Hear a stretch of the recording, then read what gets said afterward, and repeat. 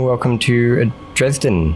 In this one we'll be heading to Platform 3 while we wait for the Intercity Express 3 that's heading to Frankfurt Flughafen. So I do apologize for any mispronunciations included in probably this entire video. Also the English probably. I don't know, maybe not. Who knows? I am Australian, so I speak Australian. But I will do my best. But yeah, do apologize. So that was a 442 that was just departing, and oh, here is our I3. So that was good timing. It is a pretty nice looking train.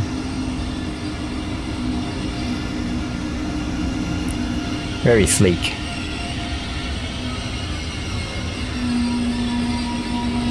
Nice. Yeah, we may... oh, freaking TrackIR. I've noticed the TrackIR glitches when you're facing west. I don't know why. It does my head in though.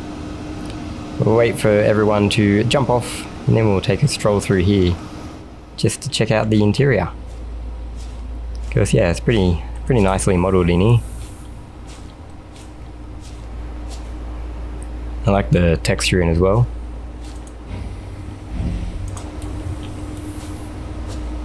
But we will be running with CFAR, PZB and LZB.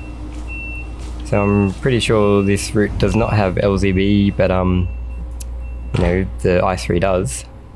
And I'm also sure that, you know, in the real world all of these things are automatically enabled. I think that was the AI going crazy with buttons. You done? Yes, no, guess not. Right, you done now? Alright, cool. But head in here, we'll put our CFAR on, PZB and our LZB. And yep, jump in here. So we've got our power on, pop it in first. Lights are good. Doors open, and we'll set our AFB.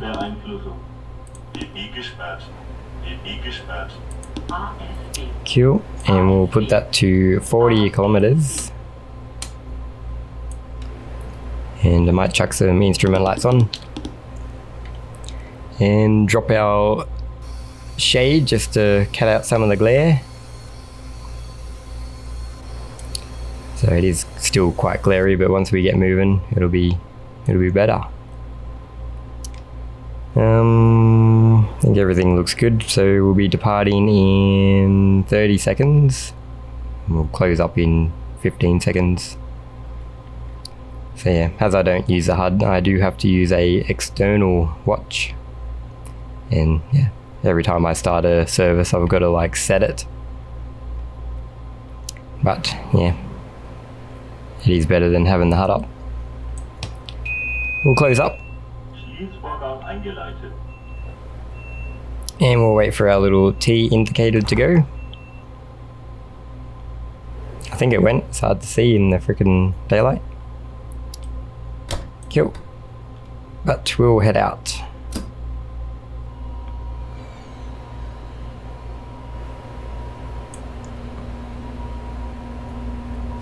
And there we go, we got our flashing 85 and 70, so we're in our start procedure, so I'm not allowed to go any further than 45 kilometers.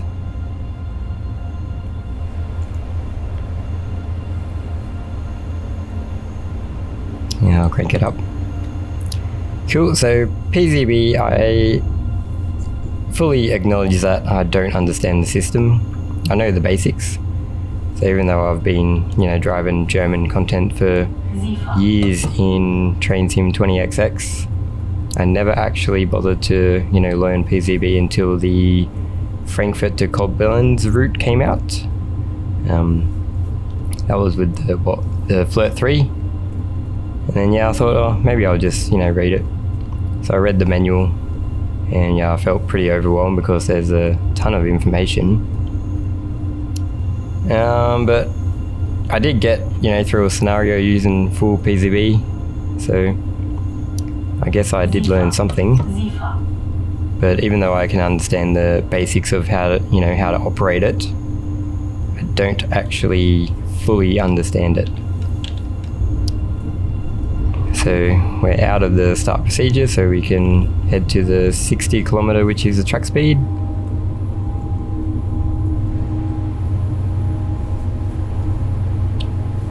But I do think that, a lot of the manuals out there, they are quite good. But I think they just kind of overload people with information. Because let's take the West Colonial route, for instance. So even the developers, what do they route? So their loco guide for the 150. Like in there they have, all this information about buttons that we, can't even function. It's like, why have it there? But we did cross a 80 kilometer speedboard, so should be clear. But yeah, it's like, why have all that information there when really all you need to know is what you can actually function? It's like the signaling as well. Like in the guides you will find, every aspect of signals, but in the actual simulator you only, have a certain percentage of those signals that are, functional. We have a flashing green here, so we will need to acknowledge this one. So as we go over the magnet, we'll acknowledge, and we have our 2000 Hz magnet light up. So we'll drop to 60.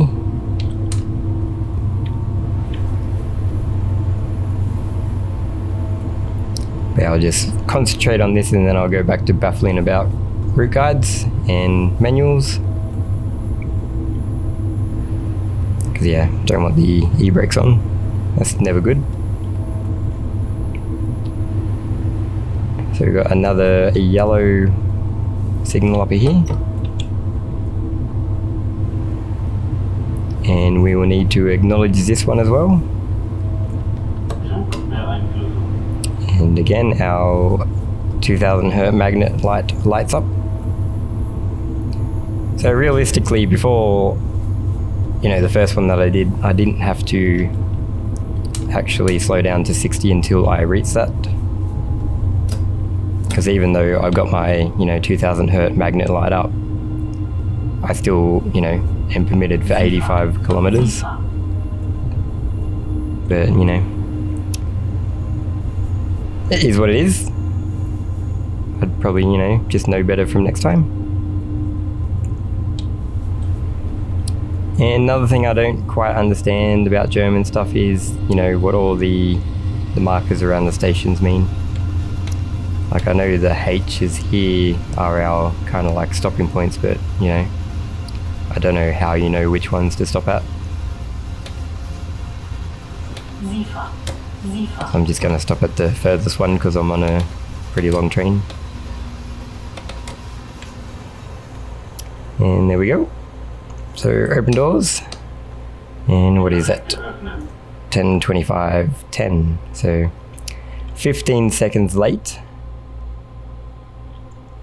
But yeah, now we got our 70 and 85 again flashing.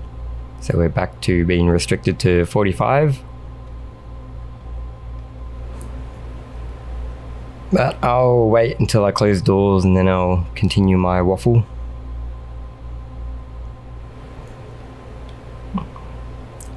Yeah, I do like having kind of like an external, clock to keep track of the time.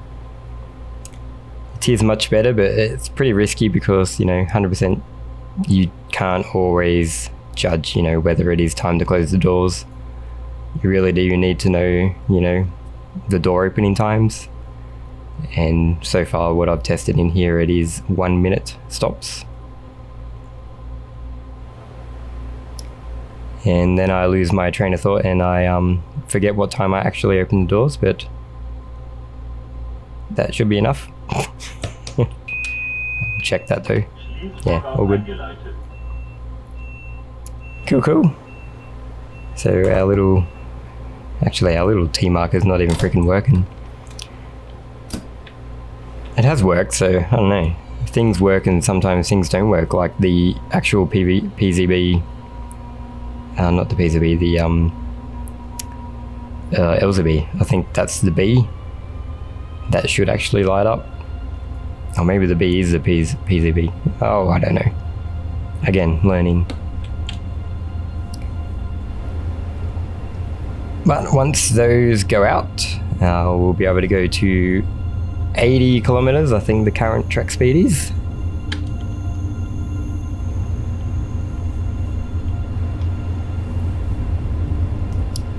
And we'll shut, oh, I thought it would shut Cipher up before it actually got in there, but it didn't. Yeah, what does our reminder board say? Yeah, 80.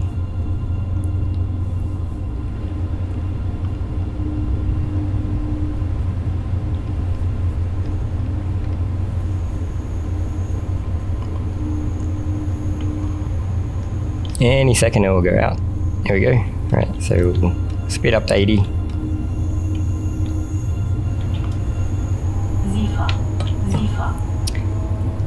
But yeah, these manuals, they have all this great information, but let's say you're someone, you know, who's just getting into Train Simulator, or someone like me who doesn't actually know anything about trains and just like simulators. You know, it's a lot of information that you don't, you know, really need to know to play the game. Like the PZB, it's great to know, you know, every aspect about it, but at the start you kind of just want to know how to get to point A to point B, you know, safely and correctly. So the route guides that I'm actually doing, I'm doing also, you know, quick starter loco guides as well. We'll just advance to 160, and yeah, these are going to be pretty basic, so it's not going to have all of this baffle that you don't need to know. It's just going to, you know, have very basic instructions on functions that you can actually interact with. So I'll have things like the you know, the lighting procedures.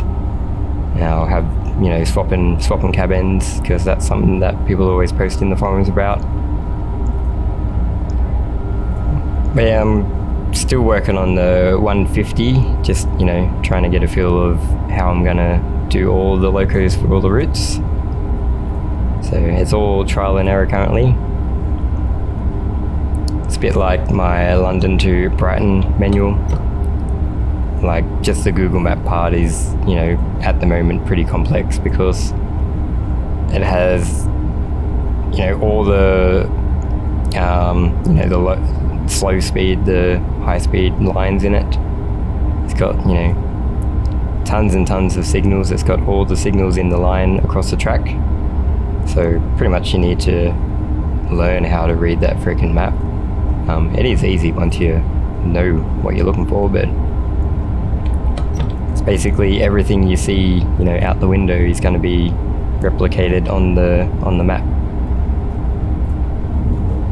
But yeah, in the single map you can pretty much choose any service that I've tested so far, and I've tested, you know, probably just over 50 services. I did get an achievement or something not long ago about, you know, I think it was 40 services done. But yeah, there are still services that I do where I'm like, oh, there's one missing, you know, marker or signal ID that I need there. But things like, you know, the West Cornwall Google Map guide, like, yeah, it's very little signals, so if you do download them, it's probably best to start with something like that. And although I'm not going to do distance between signals, I'm going to do like a distance to the stations, because that way you can kind of, you know, point out your braking points a bit better. But yeah, as I said, it's all trial and error. Like, every time I start a new route guide, I come up with these other ideas and think, oh, well, you know, that'll be quite helpful. So, and then I have to go back to all the other ones that I've done and kind of add it all in. But so far I got Bright Mainline, East Coast Way, West Cornwall, and half of Eastern High Speed. So I still have to do the westbound, but yeah, the West Cornwall came out, so I got sidetracked doing all that. But yeah, that will get there. And especially Train Sim World 2, like, they just kind of stopped doing manuals. I don't know why, too much work or something, but it is something that people are screaming out for. So even though mine aren't going to be containing all of this amazing information to, you know, how to drive real world trains and understand real world signaling, it's going to get people started. We got a 130 speed reduction. And yeah, I usually I'm sure other people do this as well, but just slow down with the AFB. And I always go 20 to 30 k's below what my target is, just so the brakes are a bit more effective. And then I'll just bump it back up. But there's our 130 there.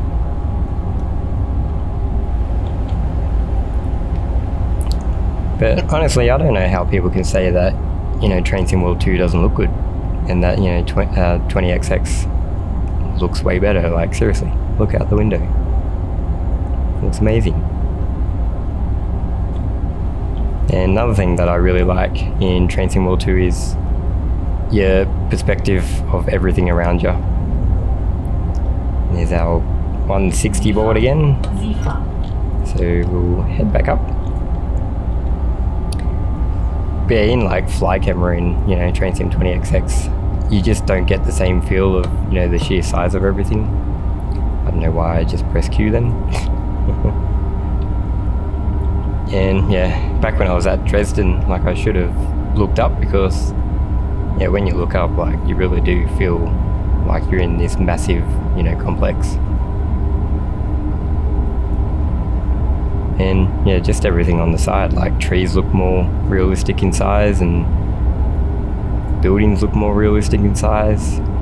And plus, like, yeah, the colours, and you know, I'm not one who really brags about graphics, but Train Sim 20XX is way outdated, so 100% it's not going to look any better. And sure, modders and, you know, third-party devs, they push the limits, but they can only push them to certain, you know, a certain distance. And then, you know, full e-brakes will come on, and they just can't get any further.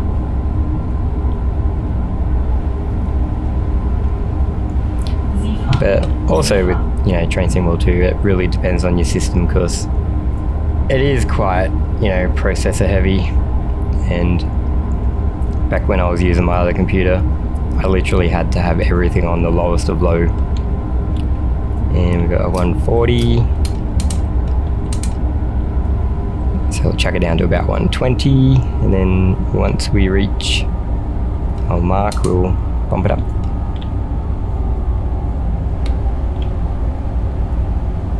But yeah, when I had it, oh, shut up, Zifa.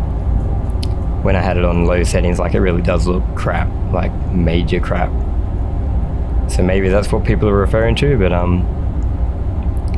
like, even with Dresden, I do get a bit of stutters, as you just saw then. And we've got a 120 here.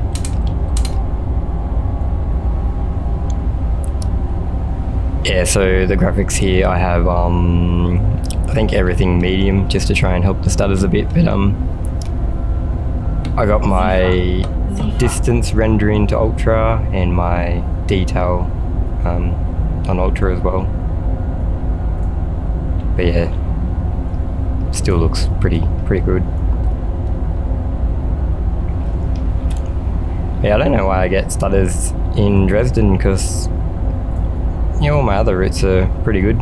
Even Brighton Mainline, like, kind of struggle at in London Victoria, but yeah, apart from that, the rest of it's, you know, pretty smooth, even with the sheer amount of services, you know, running on that, because there is quite a bit. It's also another thing that really sucks from coming from Brighton Mainline to any other route is because so much effort was put into the services, AI traffic and that. Like you come to other routes and it's just dead. It's just nothing around. So hopefully they will update it, increase it a bit. But that's another benefit I really like over Train Symbol 2 compared to 20XX is the layers. So let's say you brought London to Brighton in Train Sim 20XX. You're basically, everything included in that route is, your locos, that's all you're going to get. So if you played a scenario, you only see certain AI traffic. And then if you brought another, standalone loco that's built for that route, you're still not going to see it on that scenario. So that's going to have its own separate scenarios, but in Train Sim World 2, let's say I brought Dresden, and then, a couple months later they release a loco. And if I brought that loco will actually show up in this exact service that I'm driving right now. So it just builds upon the AI traffic, which is, really great feature. But I did find out the other day that, I thought, loco DLCs were all standalone. So if I did not want to own the route that loco was for, then, I didn't have to buy that route. I just had to buy the loco to get the extra content in the layer. But apparently, it's coded into that loco to work with, a certain particular route. So I would have to own another route that I probably, don't want, just so I can have the layer working in another route, which I was told that, Dovetail are considering, scrapping that and making it just full standalone, but hope so, because it will make a lot more sense. And not everyone is made of money, especially me. I'm always broke because I'm always buying freaking train stuff. You're welcome. But here's what it is. I do enjoy buying, or I'll rephrase that. I can justify spending money on buying Train Sim World 2 content because I actually enjoy playing it. But with Train Sim 20XX, all content I buy is purely just to do a video. So once I do a video, I'll uninstall that content. I'll probably never play it again. We just passed a 160 kilometer speed board, so we'll speed up again. But it's very rarely that I'll come across content that I will, go back to play after I do a video. The London Faversham, that was literally the first route that I learnt. My train kept, having e-brakes, and I couldn't understand why, because I didn't even know what AWS was. So that's when I first really got interested in, the operations of locomotives and everything. Because before that, I just thought, they're stuck on a track and you just press go and it goes. But there is, quite a bit to them. What's that? Birmingham. That's another one that, I brought last year that I did play, quite a bit for, personal pleasure. But apart from that, there's really not any other routes that I've played, just to enjoy. Do a video, uninstall it, and then, just move on to whatever one comes out next.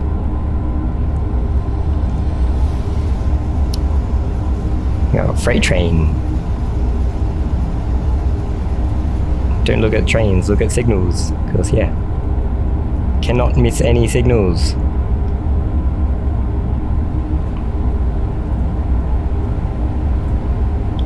But I did have issues with getting Train Sim 20XX working, so because I kept having the dreaded, dump file crashes.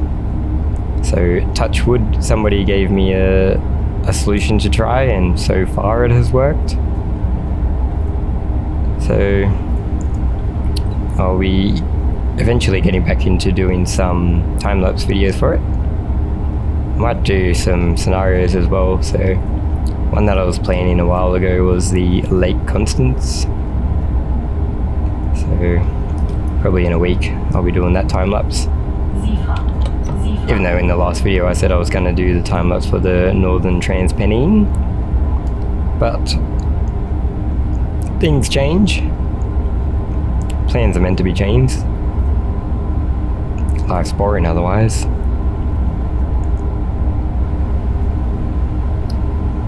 But yeah, I probably won't do scenarios for that one. I'll see. But yeah, I still haven't brought Train Sim 20X, well, actually 2022 I should say, because I'm referring to a certain one. So I might do that next week or the week after and do the two routes that I don't own, which is the American and the German one. I can't remember off the top of my head what they're called. We've got a 130 reduction.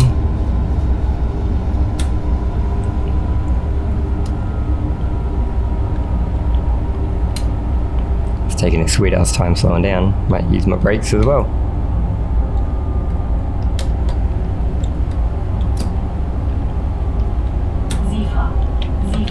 Zifa.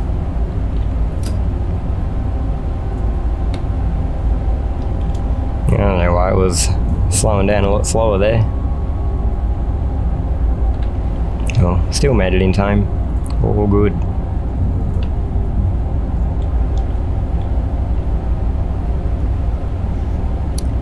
But yeah, I think it's like the Northeast Corridor or something, or in the Strasbourg something.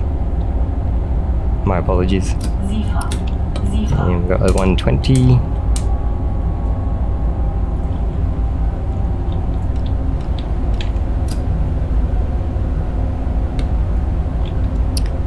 Cool. But yeah, I played Train Sim 20XX last night again, you know, first time for quite a while after playing Train Sim World 2, and yeah, boy does it look different. Even like feels completely different as well, like major.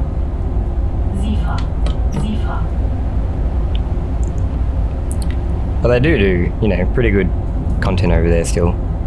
But I was testing out like how well my Google Maps for Brighton Mainline works for Train Sim 20XX. Seems like there's a lot of missing signals in 20XX, and some speed boards are different locations, but that could be, you know, the time, you know, the route was built.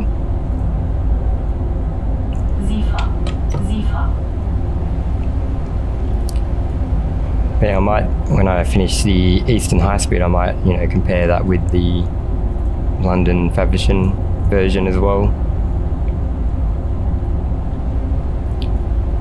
Because I was hoping that, you know, with those maps, you can interchange between Train Sim World and 20XX, but you know, maybe I might need to do some slight adjustments. Ooh, we got another train. They're just spoiling us with AI, not.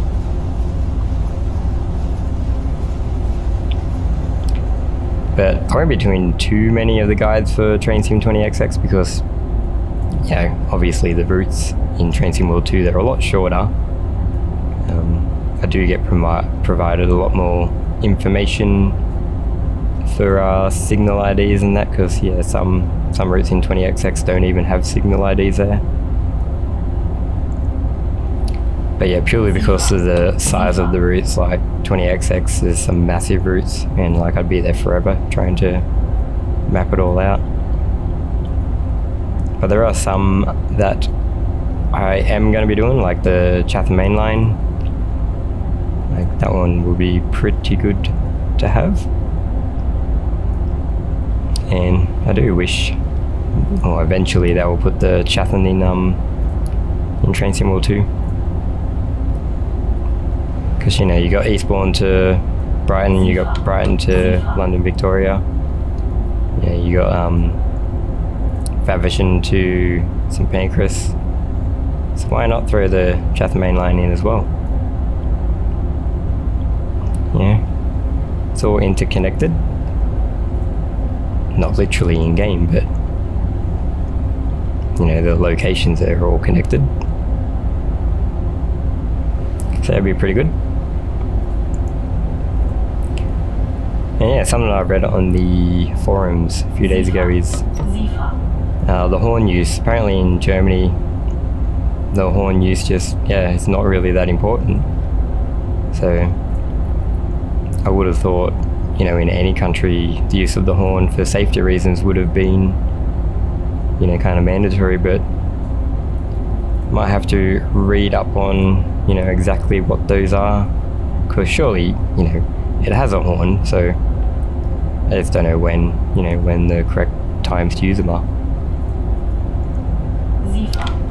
Because, yeah, safety is always good, except at my work. They don't care about safety. It's funny. I don't think I missed my 160 speedboard. Yeah, well, just cruise along then.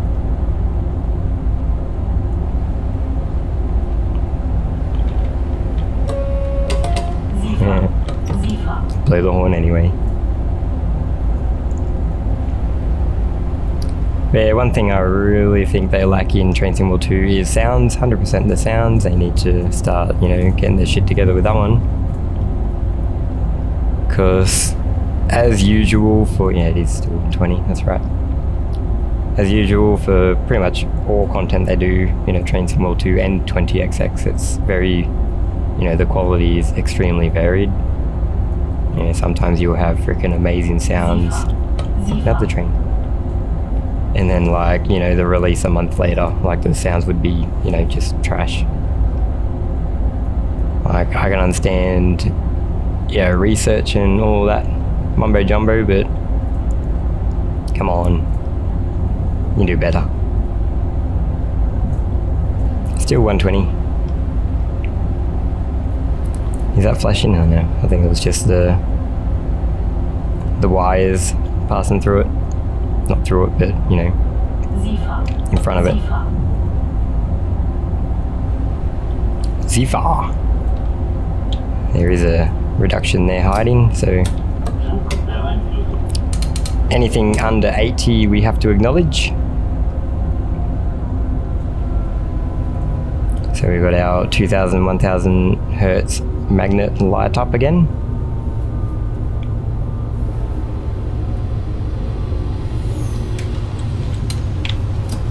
And we'll acknowledge that yellow.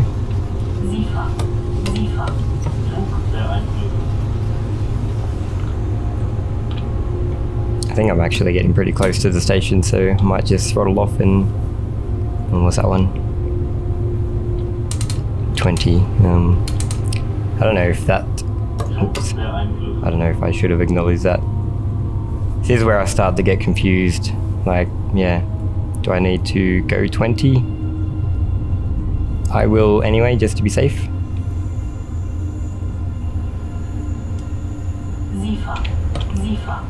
Zifa.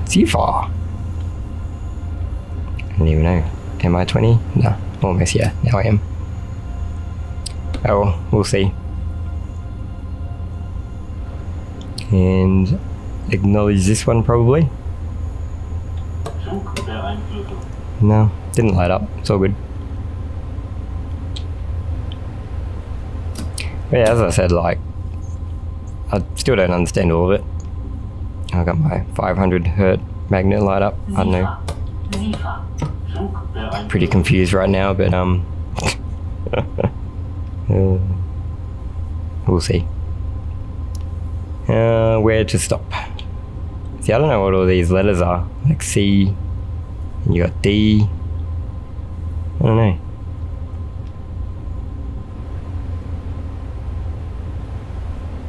I don't know. I might stop at D. Looks like a pretty good place to stop.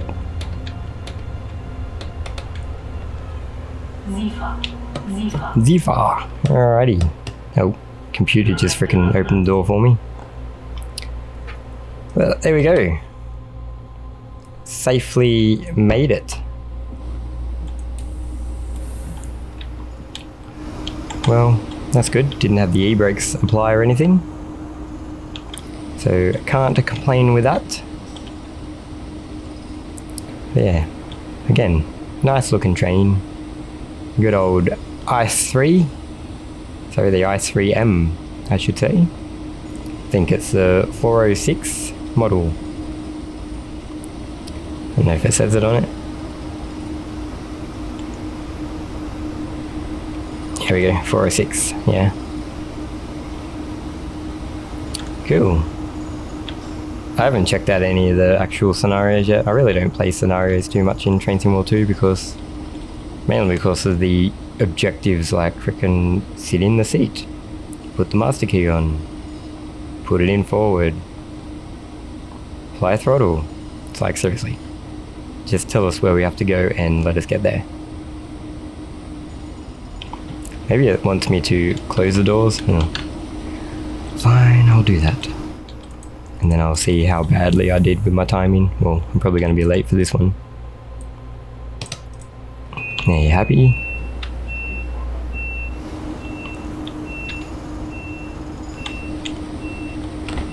And how we do? Minute late. 2 minutes late. What? Nah, that's alright.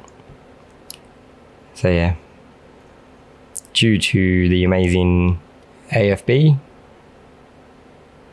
graph is actually pretty good. Way better than, you know, my normal driving in like the UK or America. But yeah, I'll take that. Cool. So yeah, I might do, I don't know, a few more runs on the Dresden route. Maybe I'll do the 442 Talent 2. Haven't checked that out yet. He's still on my freaking train. Excuse me. I could, you know, still want to be driving that. Hello? Come back! I don't think I can catch him. There's no way, it's a freaking i3. You son of a bitch! Oh well. Yeah, pretty cool run along the side of the train.